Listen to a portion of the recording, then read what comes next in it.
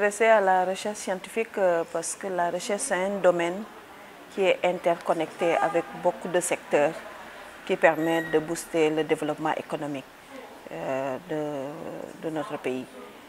Donc c'est beaucoup de choses à fouiller, surtout dans le domaine agricole où je travaille.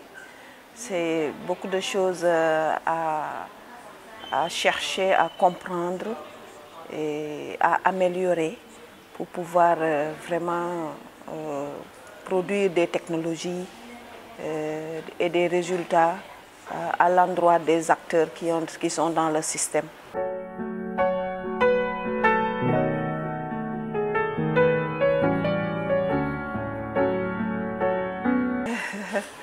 Au fait, je suis d'une famille producteur, particulièrement producteur de riz et bien d'autres cultures vivrières.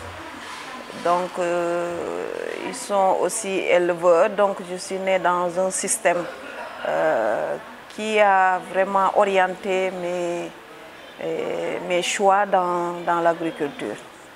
Donc, je connais un peu le système. On avait une petite entreprise familiale où la main-d'œuvre est familiale. Donc, on a eu à pratiquer et à être passionné dans le domaine. Donc, j'ai beaucoup cultivé avec mon père, particulièrement les cultures vivrières. Et j'ai appris avec lui beaucoup de techniques. Et donc, quand j'ai fait le baccalauréat et je l'ai eu, donc j'ai eu à faire le concours à l'école d'agronomie et bien d'autres concours. Et ça m'a permis de l'atteindre. Et c'est comme ça que j'ai été dans le secteur.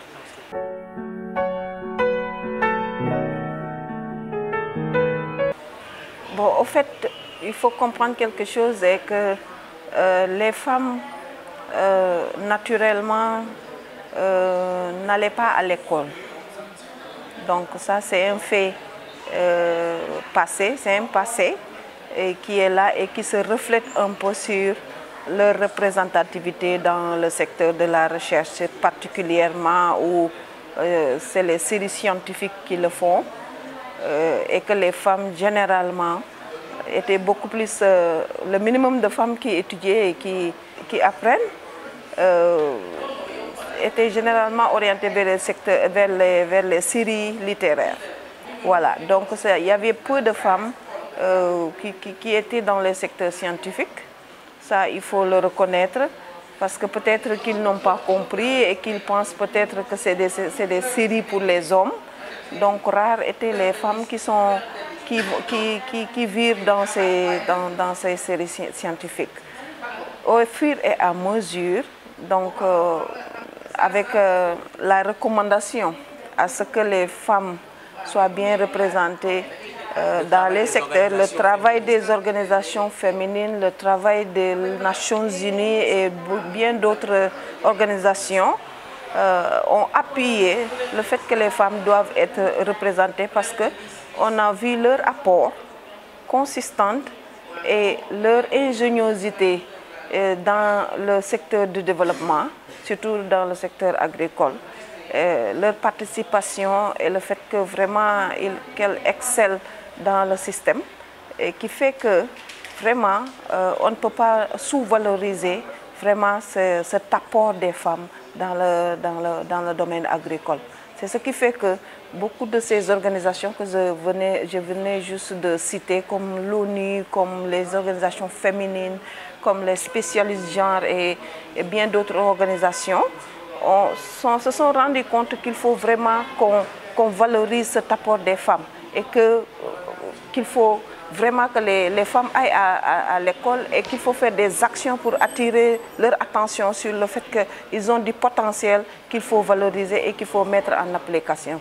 Donc au fur et à mesure qu'il y a des actions, donc les femmes se sont rendues compte, prennent confiance en elles-mêmes et commencent à vraiment s'investir dans l'éducation.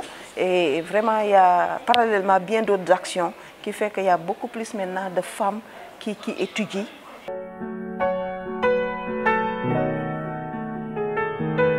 Moi, par exemple, dans mon village, c'était hors de question que tu vois des femmes, des filles aller à l'école. Donc, quand il y a un modèle qui est là, qui a réussi et qui revient au village, vraiment avec une certaine expérience et une certaine réussite, donc là, ça a boosté le fait que les femmes, ou bien chaque maman veut que sa fille aille à l'école. Et là, je me suis rendu compte que dans mon village, il y a beaucoup plus de filles et de femmes qui excellent dans le domaine agricole et bien dans d'autres secteurs. Donc ça, c'est vraiment l'effet des modèles qui existent et qui sert d'exemple aux filles, qui fait que on est en train de vraiment avoir le nombre maintenant on est loin de fermer le gap.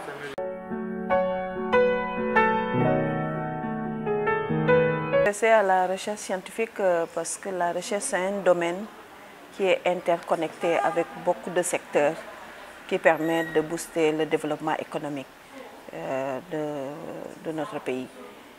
Donc c'est beaucoup de choses à fouiller, surtout dans le domaine agricole où je travaille.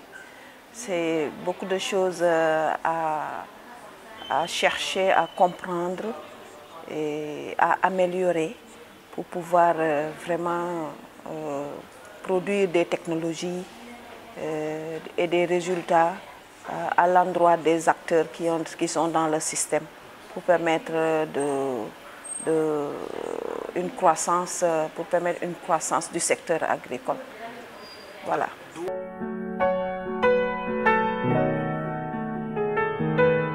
Oui, bien sûr, ça ne peut pas manquer. Hein. La discrimination, on le vit. C'est quelque chose qui est réel, dont nous sommes confrontés et que vraiment qu'il faut trouver des moyens de le contourner. C'est d'abord d'avoir confiance en toi-même et de se rendre compte que tu as du potentiel et que tu dois être focus sur vraiment ce que tu dois faire, ce que tu dois apporter à ton pays, ce que tu dois apporter comme contribution en matière de développement de ton pays. Et vraiment, si tu as une vision, je pense que tu peux y aller. Et maintenant, c'est à gauche et à droite qu'il faut vraiment gérer ces discriminations-là pour ne pas vraiment être, comment je vais dire, pour ne pas être découragé. Voilà, parce que c'est très facile de se décourager dans ces conditions de discrimination, c'est très facile. Mais tant que tu as confiance en toi-même, tu as conscience à ton potentiel, vraiment à tes exploits, et que tu es capable de le mettre au profit vraiment de ce que tu fais, là je pense que tu peux y en aller. C'est très difficile, mais il faut être très forte moralement et vraiment être conscient que moi je peux.